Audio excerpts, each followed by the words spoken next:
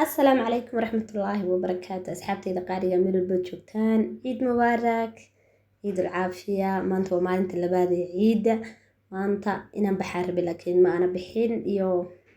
روبضنا نود أي مركز سببت الأجر جيدا وبحويني مركا ما أنت وحنقول كسو لواد الروتين كيجا يوحي أنت كذا كقبنا يرتشق بدنا عيد تعالى، لكن إيه رب أسك صوتوبة إن شاء الله أنت أمريكا كجارو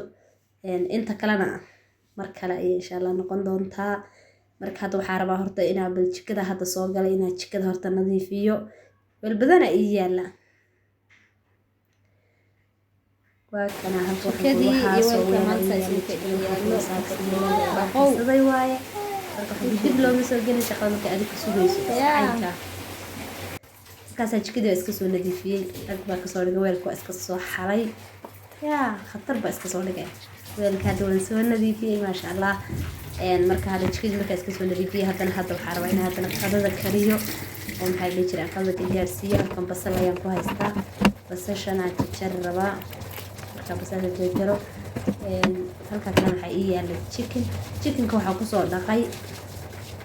biyo oo maxay dhigi jiray aan ku daray biyo aan ku daray dhanaan ayaan ku soo daray chickenka si fiican in isaga dhaqdo because bacteria-diisa badan وأنا سيفي عن سجن نظيف السوق وهذا سجن غذاء مركز قددا صور كرنا يا إسكسون نقشونا سند قددا بالقصة تورنا وصلات إن شاء الله ميلو البيت شوفته وحيد الله هاي ما أنت هيدين وعناته أديها بنتين هبين كيدين وعناضو وقت وقت جوته هناك سن ديو تمك كوبادة مصاب وقطي أضم هتسن سبسكرايب نوصار لايك نحن وبسي واجب الديني يا سيكايد القاضي marka asxaabtayda qaaliga waa isla joognaa insha Allah halkan hadda waxaan ku kariyo kaarooda halkan jaranaya dag marka insha Allah waa ka soo tuuraa waa soo dhameystiraa marka soo dhameeyo isla arkayna khayr badan baa idin rajeynaya nala sii jooga